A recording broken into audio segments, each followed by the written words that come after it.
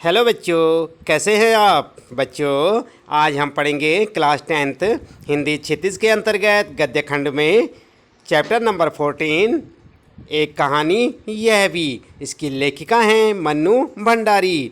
तो आइए सबसे पहले जान लेते हैं लेखिका मन्नू भंडारी का जीवन परिचय। इसके बाद हम आपको बताएंगे पाठ का सारांश और अंत में पाठ से संबंधित प्रश्नों के उत्तर भी। तो चलिए आप भी हो जाएं तैयार और पढ़ें हमारे साथ साथ एक कहानी यह भी।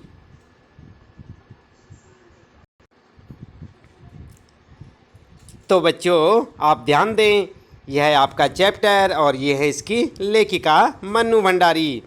तो आइए सबसे पहले पढ़ लेते हैं मन्नू भंडारी के बारे में। मन्नू भंडारी का जन्म सन 1931 यानी कि 1931 में गांव भानुपुरा, जिला मंदसौर, मध्य प्रदेश में हुआ, परंतु उनकी इंटर तक की शिक्षा दीक्षा हुई राजस्थान के अजमेर शहर में।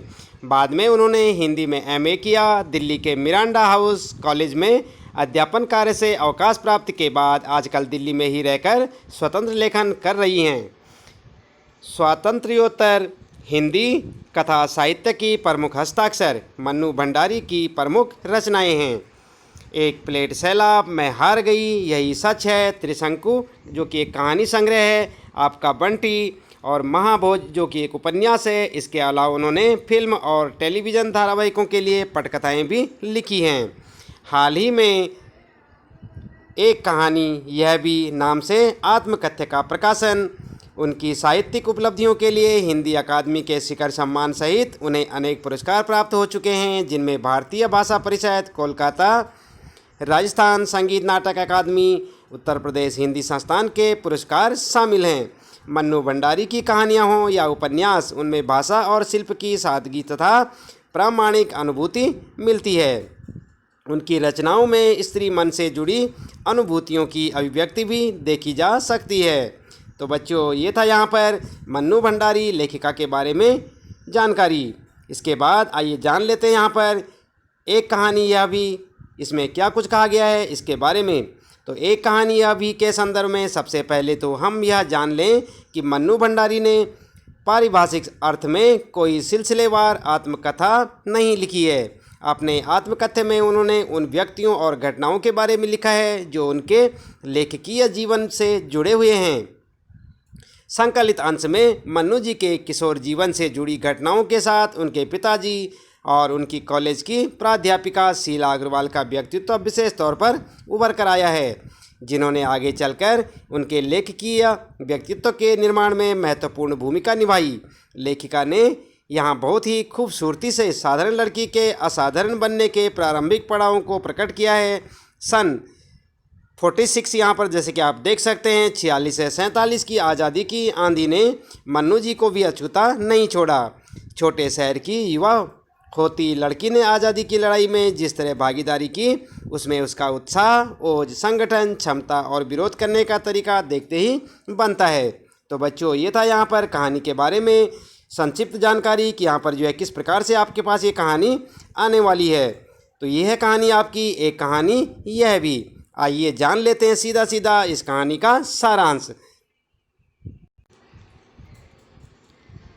तो बच्चों हम आपको बता रहे हैं यहाँ पर एक कहानी यह भी, जिसकी लेखिका है मन्नू भंडारी। पाठ का सारांश तो आइए आप भी हमारे साथ साथ यहाँ पर देखें। एक कहानी यह भी मन्नू भंडारी द्वारा आत्मपरक शैली में लिखी हुई आत्मकथ्य है। इस पाठ में यह बात बड़े ही प्रभावशाली ढंग से दर्शाई गई है कि बालिकाओं को किस तरह की पाबंदियों का सामना करना पड़ता है। अपने पिता से लेखिका के वैचारिक मतभेद का भी चित्रण हुआ है। एक कहानी यह भी के संदर्भ में उल्लेखनीय बात यह है कि मन्नू भंडारी ने पारिभाषिक अर्थ में कोई सिलसिलेवार आत्मकथा नहीं लिखी है। अपनी आत्मकथ्य में उन्होंने उन व्यक्तियों और घटनाओं के बारे में उल्लेख किया है जो उनके लेखकीय जीवन से जुड़े हुए हैं।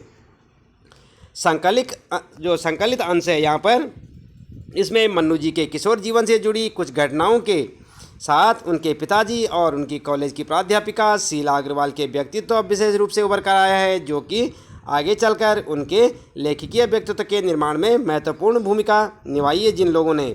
और आगे लेखिका ने बड़े सुंदर ढंग से एक साधारण लड़की के असाधारण बनने की प्रारंभिक पड़ावों का वर्णन किया है। सन 1946-47 की आज़ादी की आंधी ने मन्नू को भी अछूता नहीं छोड़ा। छोटे शहर की युवा होती लड़की ने आज़ादी की लड़ाई में जिस तरह से भागीदारी की, उसमें उसका उत्साह और संगठन क्षमता और विरोध करने का तरीका देखते ही बनता है। इन सब घटनाओं के साथ हो रहे अपने पिताजी के अंतर्विरोधों को भी लेखिका ने बखूबी उजागर किया है। तो ये था यहाँ पर इस पाठ से संबंधित और मन्नू भंडारी से संबंधित संक्षिप्त जानकारियाँ जो कि हमने आपको यहाँ पर बताई। उम्मीद है कि आपको अच्छे से समझ आई होंगी। आइए इसके बाद देख लेते हैं यहाँ पर अभ्यास प्रश्न उत्तर, जो कि आपके पुस्तक में आपको प्रश्न मिलेंगे, उनके उत्तर आप किस प्रकार से लिखेंगे। तो बच्चों आप ध्यान दें, यहाँ पर पहला प्रश्न होगा आपके लिए कि लेखिका के व्यक्तित्व पर किन किन व्यक्तियों का किस रूप में प्रभाव पड़ा। आप देख रहे हैं यहाँ पर पहला प्रश्न है लेखिका के व्यक्तित्व पर किन किन व्यक्तियों का किस रूप में प्रभाव पड़ा। तो आप उत्तर लिखेंगे। लेखिका के जीवन पर दो लोगों का विशेष प्रभाव पड़ा। पिता का प्रभाव, सबसे पहले आप लिखेंगे पिता का प्रभाव। लेखिका के जीवन पर पिताजी का ऐसा प्रभाव पड़ा कि वे हीन भावना से ग्रसित हो गई। इसी के परिणाम स्वरूप उनमें आत्मविश्वास की भी कमी हो गई थी। पिता के द्वारा ही उनमें देश प्रेम की भावना का भी निर्माण हुआ था। और दूसरा जो है यहाँ पर देख सकते हैं आप शिक्षिका शीला अग्रवाल का प्रभाव। तो यहाँ पर जो है शीला अग्रवाल की जोशीली बातों ने एक और लेखिका के खोए आत्मविश्वास को पुनः लौटाया, तो दूसरी ओर देश प्रेम के अंकुरित भावना को उचित माहौल प्रदान किया, जिसके फलस्वरूप लेखिका खुलकर स्वतंत्रता आंदोलन में भाग लेने लगी। इसके बाद दूसरा प्रश्न आपके लिए यहाँ पर कि इस आत्मकथ्य में लेखिका के पिता ने रसोई को भटियार खाना कहकर क्यों संबोधित किया है। तो उत्तर लिखेंगे आप। लेखिका के पिता का मानना है कि रसोई का काम में लग जाने के कारण लड़कियों की क्षमता और प्रतिभा नष्ट हो जाती है। वे पकाने खाने तक ही सीमित रह जाती हैं और अपनी सही प्रतिभा का उपयोग नहीं कर पाती। इस प्रकार प्रतिभा को भट्टी में झोंकने वाली जगह होने के कारण ही वे रसोई को भटियार खाना कहकर संबोधित करते थे। इस प्रकार से आप दूसरे प्रश्न का उत्तर लिखेंगे। इसके बाद बच्चों आइए आप ध्यान दें, नंबर तीसरा यहाँ पर प्रश्न नंबर 3, वह कौन सी घटना थी जिसके बारे में सुनने पर लेखिका को न अपनी आंखों पर विश्वास हो पाया और न अपने कानों पर। तो आप उत्तर लिखेंगे। एक बार कॉलेज में प्रिंसिपल का पत्र आया कि लेखिका के पिताजी आकर मिलें और बताएं कि लेखिका की गतिविधियों के खिलाफ क्यों न अनुशासनात्मक कार्यवाही की जाए। पत्र पढ़कर पिताजी गुस्से से बनाते हुए कॉलेज गए। इससे लेखिका बहुत भयभीत हो गई, परंतु प्रिंसिपल से मिलने और असली अपराध के पता चलने पर लेखिका के पिता को अपनी बेटी से कोई शिकायत नहीं रही। पिताजी के व्यवहार में परिवर्तन देख लेखिका को न तो अपनी आंखों पर भरोसा हुआ और न ही अपने कानों पर विश्वास हुआ। इस प्रकार से आप उत्तर लिखेंगे। इसके बाद यहाँ पर चौथा प्रश्न आपके लिए लेखिका की अपने पिता से वैचारिक टकराहट को अपने शब्दों में लिखिए। तो आप क्या लिखेंगे। उत्तर लिखेंगे आप। लेखिका के अपने पिता के साथ अक्सर वैचारिक टकराहट हुआ करती थी। नंबर 1 क्या क्या हुआ करती थी, यहाँ पर देखें आप। नंबर 1, लेखिका के पिता यद्यपि स्त्रियों की शिक्षा के विरोधी नहीं थे, परंतु वे स्त्रियों का दायरा 4 दीवारी के अंदर ही सीमित रखना चाहते थे, परंतु लेखिका खुले विचारों की महिला थी। दूसरा लिखेंगे आप। लेखिका के पिता लड़की की शादी जल्दी करने के पक्ष में थे, लेकिन लेखिका जीवन की आकांक्षाओं को पूर्ण करना चाहती थी। नंबर 3, लेखिका का स्वतंत्रता संग्राम में भाग लेकर भाषण देना उनके पिता को पसंद नहीं था। और नंबर 4 लिखेंगे आप। पिताजी का लेखिका की मां के साथ अच्छा व्यवहार नहीं था।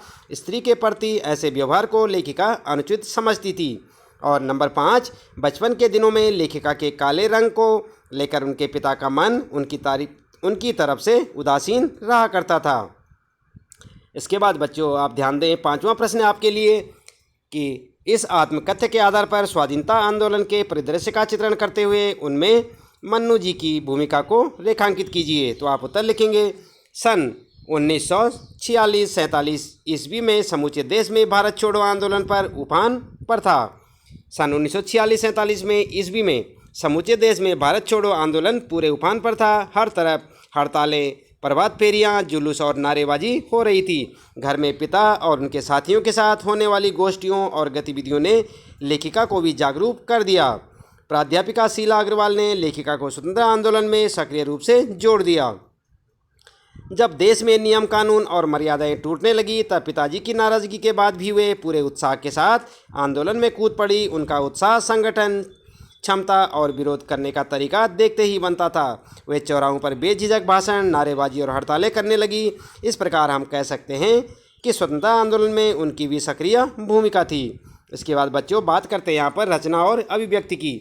तो यहाँ पर छठा प्रश्न आपके लिए, लेखिका ने बचपन में अपने भाइयों के साथ गिल्ली डंडा तथा पतंग उड़ाने जैसे खेल भी खेले, किंतु लड़की होने के कारण उनका दायरा घर की चार दीवारी तक सीमित था। क्या आज भी लड़कियों के लिए स्थितियां ऐसी ही हैं या बदल गई हैं? अपने परिवेश के आधार पर लिखिए। तो बच्चों यहाँ पर आप अपने हिसाब से लिख सकते हैं उत्तर, क्योंकि आपका परिवेश किस प्रकार का है, आपके आसपास किस प्रकार के लोग हैं और क्या कहते हैं, ये सब आप अपने बारे में स्वयं लिख सकते हैं। चलिए आपको हम उत्तर बता देते हैं कि आप किस प्रकार से उत्तर भी लिख सकते हैं। उत्तर लिखेंगे आप, अपने समय में लेखिका को खेलने तथा पढ़ने की आज़ादी तो थी, लेकिन अपने पिता द्वारा निर्धारित गांव की सीमा तक ही। परंतु आज स्थिति बदल गई है। आज लड़कियां एक शहर से दूसरे शहर शिक्षा ग्रहण करने और खेलने जाती हैं। ऐसा केवल भारत तक ही सीमित नहीं है, बल्कि आज भारतीय महिलाएं विदेशों तक, अंतरिक्ष तक जाकर दुनिया में अपने देश का नाम रोशन कर रही हैं। परंतु इसके साथ दूसरा पहलू यह भी है कि आज भी हमारे देश में कुछ लोग स्त्री स्वतंत्रता के पक्षधर नहीं हैं। इस प्रकार से आप इसमें उत्तर लिखेंगे।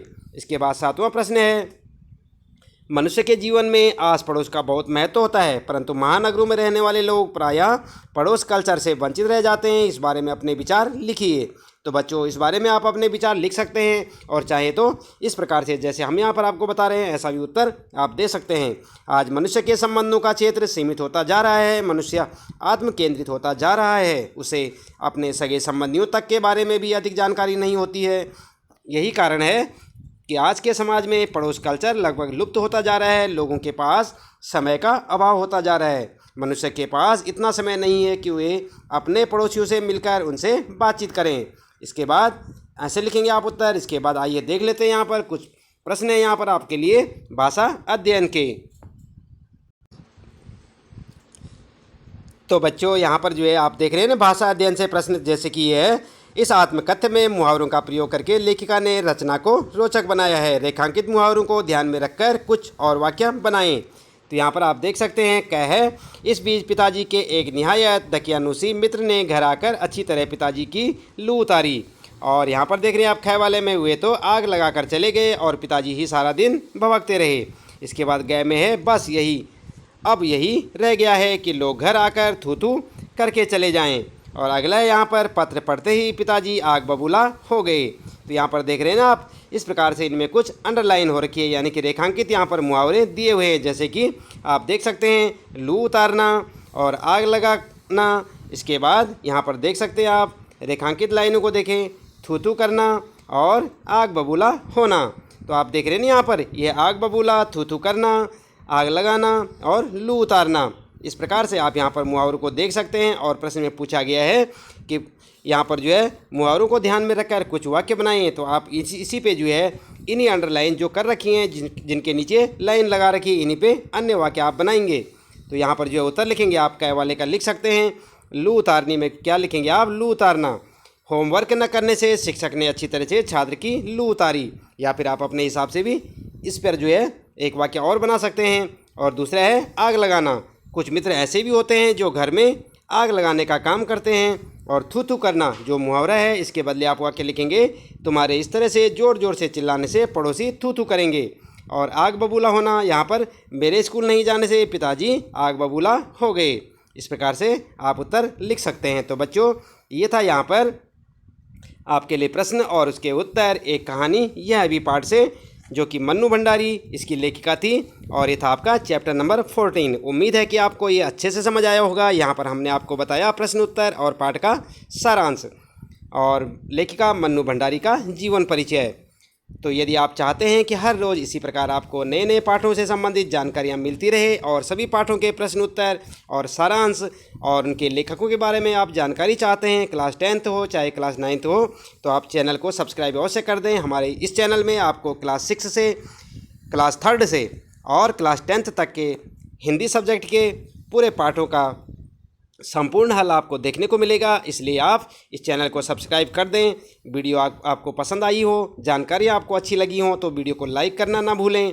आज के लिए इतना काफ़ी है। इसी प्रकार जुड़े रहें हमारे साथ और लगातार देखते रहें। अपने हिंदी के सभी विषयों के संबंधित पाठ और प्रश्नों के उत्तरों को। आज के लिए इतना काफ़ी है। आपका दिन शुभ हो।